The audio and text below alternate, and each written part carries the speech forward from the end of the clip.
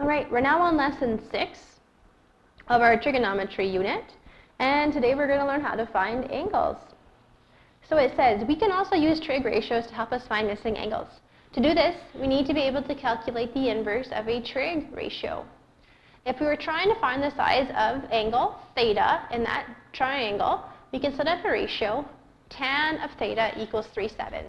Because if we were to label that triangle, right, this is your opposite, and this is your adjacent, knowing that we're going to be using a tan, because we have O and A.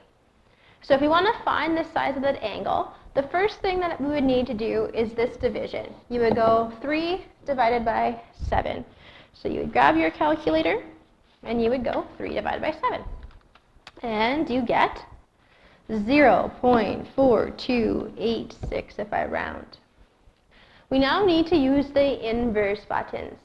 The inverse buttons for sine, it's going to have a little -1 beside it, right? Cos and tan. In this case, we're going to need tan. To get to that on your calculator, typically your calculator is going to have a second button, or it's going to have a shift button that you're going to have to hit before you hit the tan. So I want to go tan inverse, and then I'm going to use my number 4286. So again, you should be trying this to make sure you know how to use your calculator. So second or shift tan of 0.4286 gives me an angle, theta, of 23.2 degrees if I round that up. So now let's try some more. The next one, the division has been done. So now what you want to do to find theta is to do the inverse of sine with the decimal 0.4771. So second function or shift, sine 0.4771.